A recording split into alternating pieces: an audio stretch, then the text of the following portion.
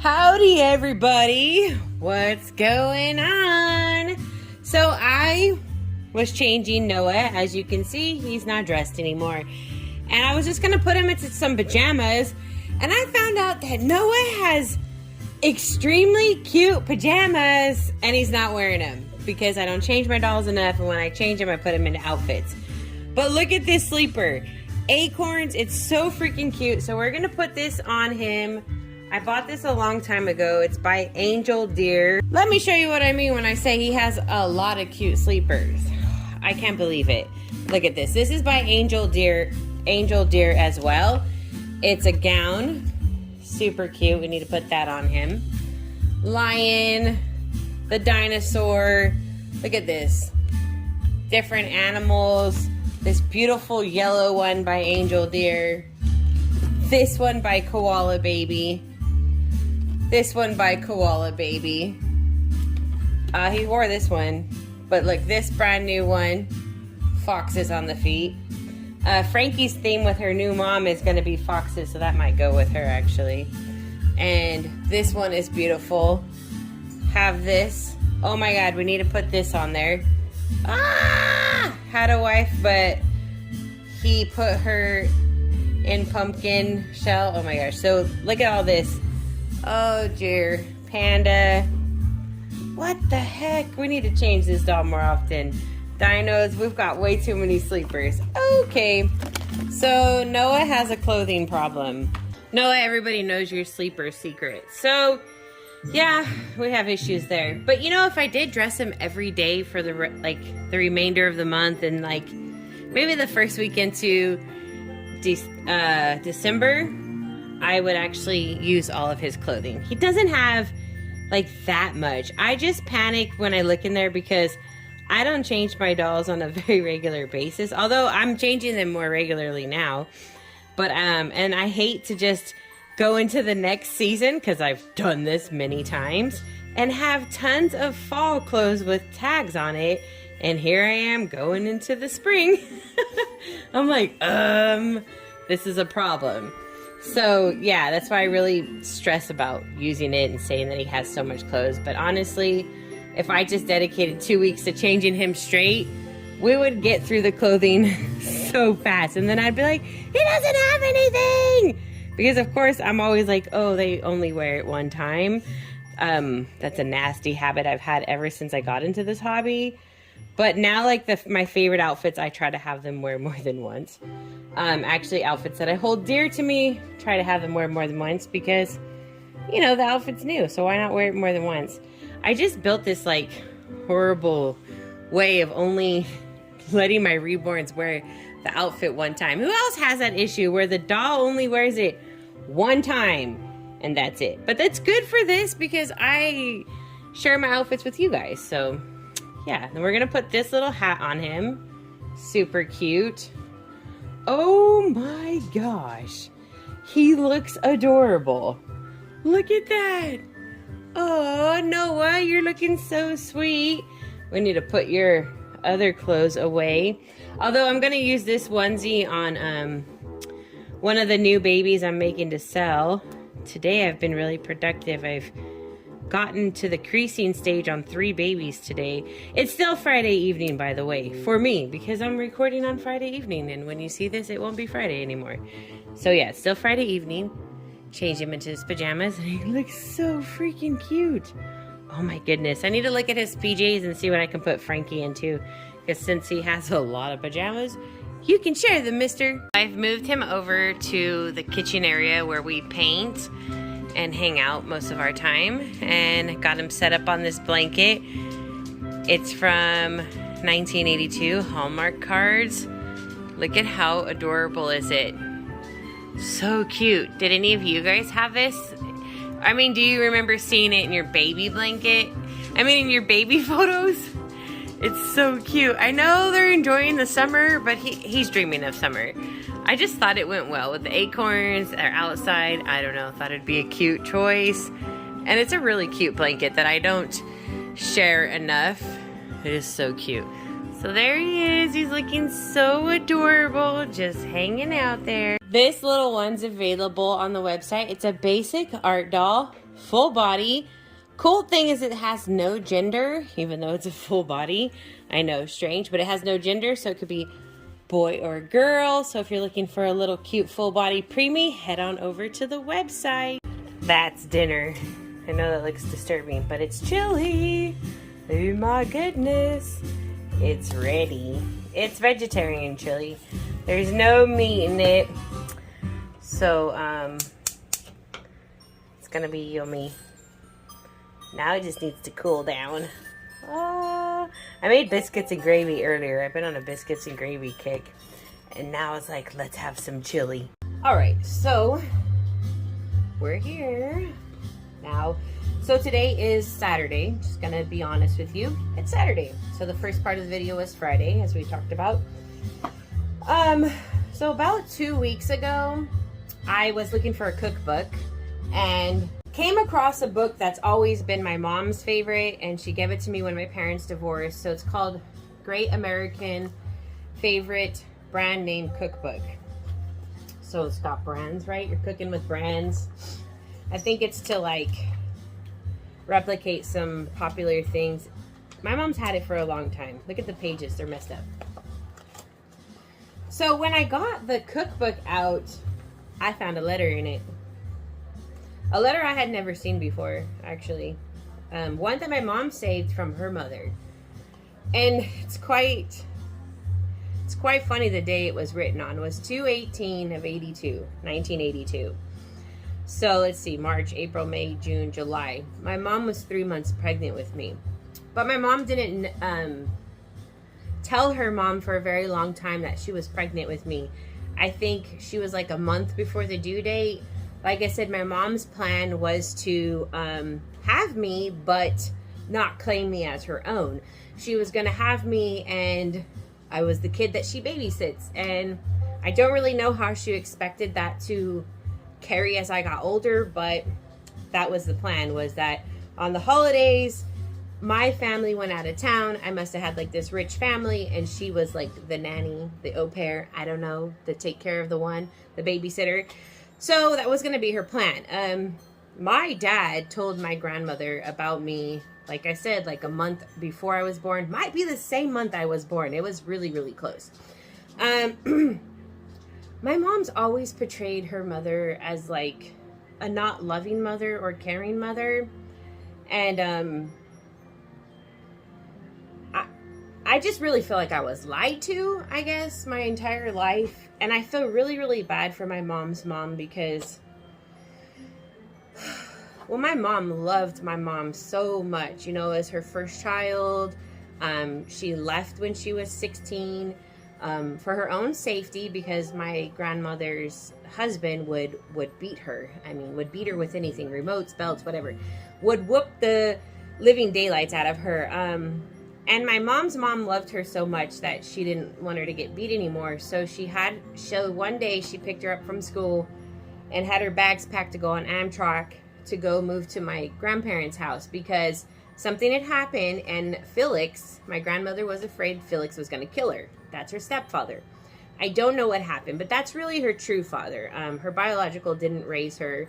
Her stepfather did, and they made amends, and like he apologized for his issues and stuff like that. And you know, a really great guy. Everybody has issues, right? Not perfect. But my mom always made it seem like her mom didn't care about her. And I don't know, I just find it really confusing. Lately I've been thinking a lot about my family, because I don't have a relationship with my mother's family anymore.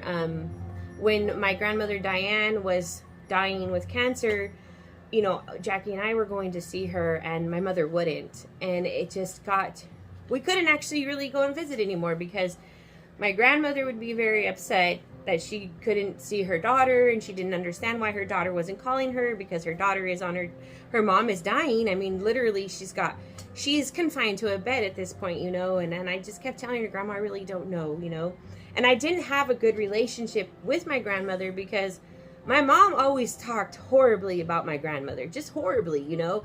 But it didn't make sense. When Grandma wasn't around, because they lived hours away, my mom would just talk shit about her. And then when Grandma was there, my mom acted like there was never any issues. Like, we did Christmas, Easter's, birthdays and stuff, and we'd always go and spend time with my mom's family. And then when my grandma was dying, my mom was just like, I've never had a close relationship with her. And I couldn't understand it. I was like, wow, this is all lies. I don't understand what's going on. But since my parents divorced, my mom changed a lot. A lot. But anyways, bottom line is, you can't trust your parents and what they say all the time. You have to do your research. Just like anything, you know, treat your parents as a college essay. Go research them, find it. I found this letter and it really opened my eyes about my grandmother, and I was like, my mom was an awful person. Like, ugh. Like, I'm just like, wow, my grandma really cared, but my mom didn't, you know? My mom didn't. And it's clear, in this letter she writes to my mother, she has no idea that my mom is even pregnant, right? No idea. And at this time, my Aunt Clarissa is just like, I have an aunt who is, I think she's 2 years older than me, maybe 2.5. It's been between 1.5 years and 2 years older, 2.5 years older than me. So I found the letter. I think it's also telling, it's weird. Like I said, the letter's dated for February 18th of 1982. February 18th is when my life fell apart and Tambry ran away for love. Bottom line, Tambry ran away from love. Tambry was groomed by Bean and I don't know who else, but they were grooming a minor to help her run away for love. Bottom line, that's all it is. And I'm working on getting the text messages from our old phone provider. Thank you guys so much for letting me know that even though they wiped the phone, it's not permanently wiped.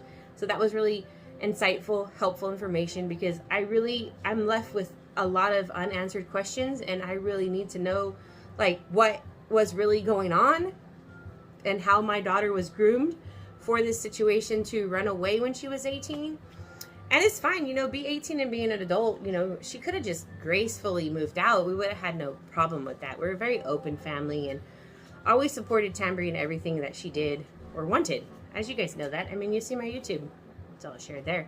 I love to share what I did for my daughter because I was a single parent, you know, and I always felt like I wouldn't be able to provide because of that reason for 7 years. But I met Jackie when Tambry was 7, and, you know, we did a really great job, and I love that kid so much. You know, Jackie loves her so much, but she's in love right now, and she's got to learn from her, you know, whatever. It's not mistakes made in her eyes, right? But she's just got to learn from the path she's chosen, and I hope that one day, you know, I hear from her again. I hope that I didn't just raise this kid for 18 years and she never loved me. I hope that I'm not raising another one of my mothers. Like, I always regretted naming Tambry after my mom because when my parents' divorce happened, my mom became a very different person, you know? She wasn't as admirable as she once was, and I understood that because she was going through a lot, but my mom said a lot of awful things to me recently, and I no longer, like, I'm not my mom's backbone anymore, you know? I was my mom's backbone, and I'm not anymore. I love my mom dearly. And my dad too, even though they have done some horrific things, and they're doing horrific things to me right now by doing what they're doing with Tambry's situation and aiding that, and they're just narcissists, bottom line. Didn't know my mom was a narcissist, but after finding this letter from 1982, my mom's a narcissist. So let's get into the letter, because I was really excited about the letter. I didn't mean to have such a long intro, didn't think that was going to happen, but it is what it is. If you didn't like it, just leave. So it says, and my grandma, my mom and my dad were not married, okay? But my grandma still had respect for that man. So, dear Tammy and Jeff, Felicia got your letter and was happy she has answered you in her own writing, which I don't have that letter. I wish I did.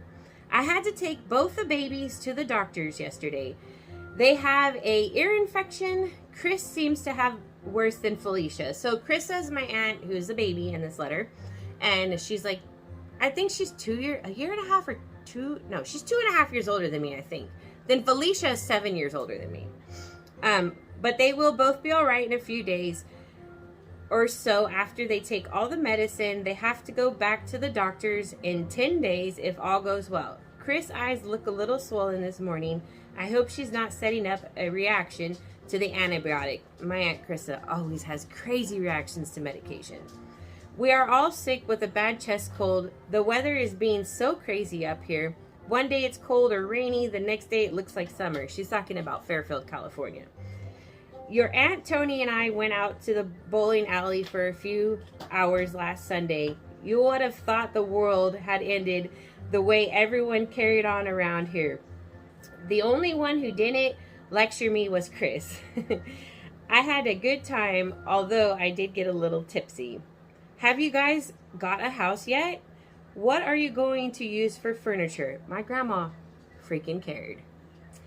You can get that chair of Grandpa's if you want it. It's in very good shape, or was when Grandma left it in Lindsay.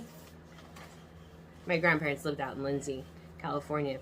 Also, you can have the water bed. You can have your water bed if you can find some way of getting it down there. I also have some new trays that your silverware goes in, plus a set of glasses that you can have. Tony got them for me for Christmas. I have never used them. Do you have blankets and things that you need? Maybe after you get your house, we will come down for the week and bring you a few things. And after that, and the Afghan that Grandma made you. My spelling is the pits today, but my excuse is that I am in a hurry. I am trying to write this before Felix gets home, and I really should be cleaning. She had to sneak this letter to my mother. I'm sure of that. At this time, my grandpa was quite explosive. And I really should be cleaning the house. When he gets home, he just wants me to sit and keep him company until he goes to bed. How long do you have to go to school before you get your diploma? Tammy, I love you dearly, but you need to get some training so that you can support yourself. It's not fair to you, yourself, or Jeff. Thinking about my dad again, and they were just boyfriend and girlfriend, teenagers. It's not fair to yourself or Jeff to think that on one paycheck you can have good things in life. It takes both the man and the woman to work to be able to buy a home.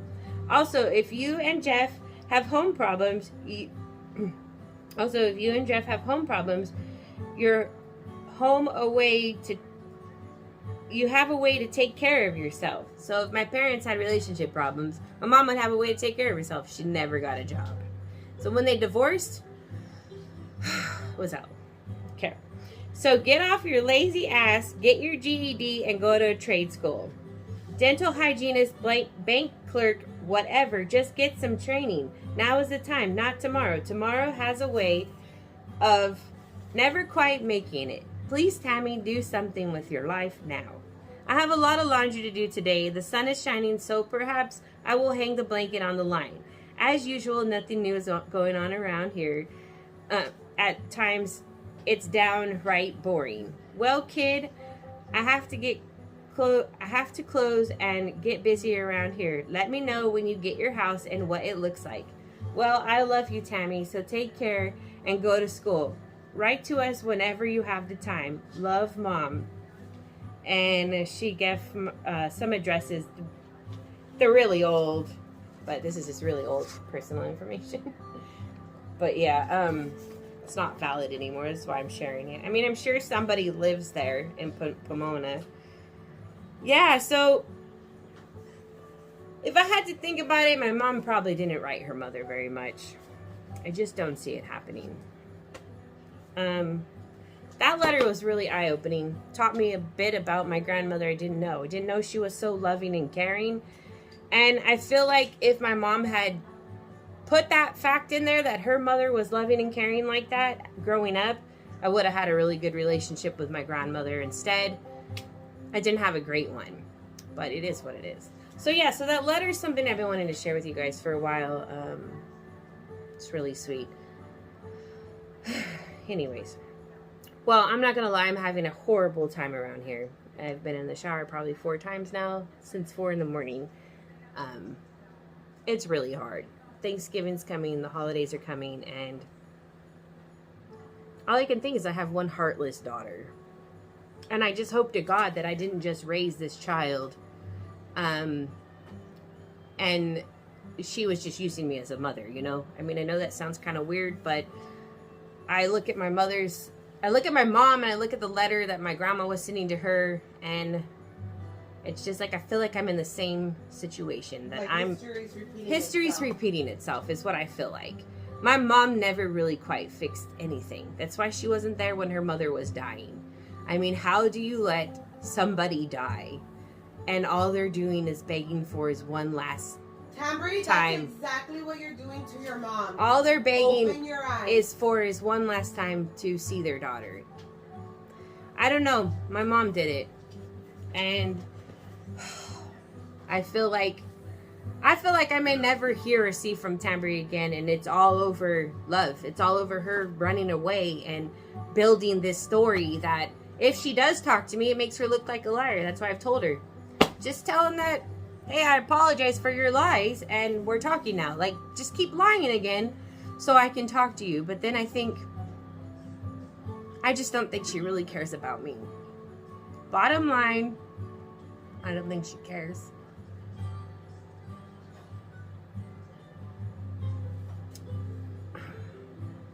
I never saw this coming, and I know that hundreds and thousands of you never saw this coming either for us. No one ever should have to live this life, endure what I'm enduring, the suffering, the pain. Nobody. All right, no, well. Instead, can I just say something? And you can cut this out if you don't want it in your video, but instead, you know, where we could have a mother support, like for example, the letter that it was dedicated to Tammy, her mom. Instead of having Tammy support, Tammy's acting like a teenager. And not only that, but she has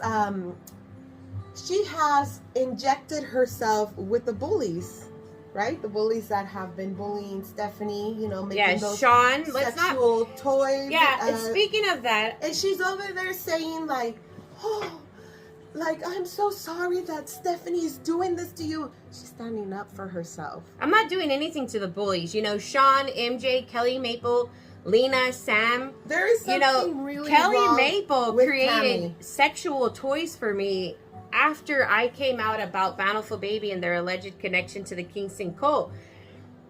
Excuse me, they all got mad.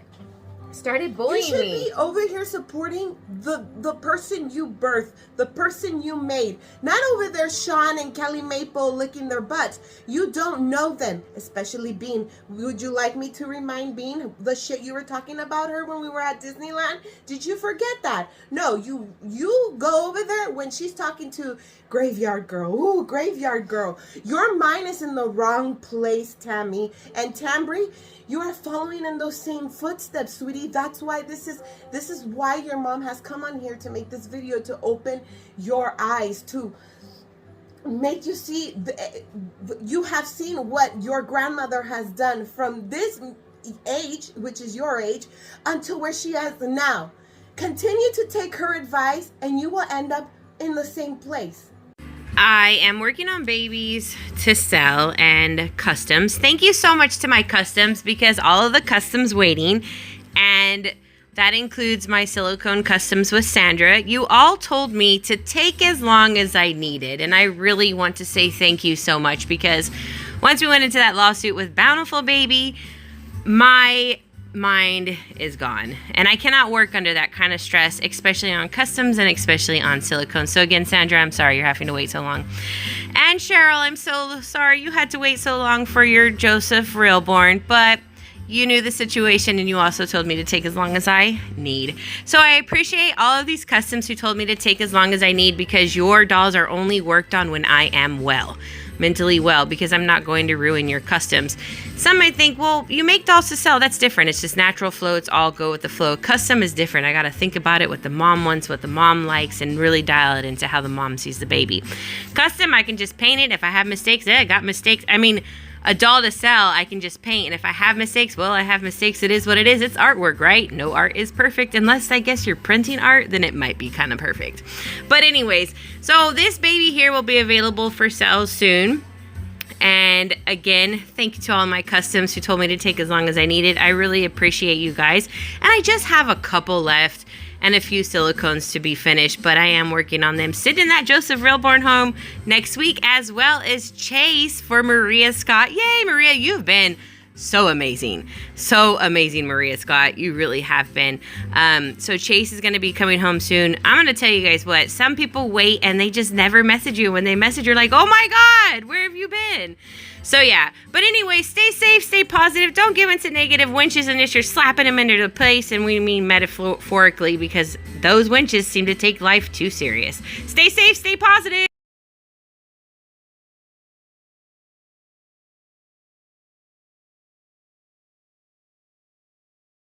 Goodbye.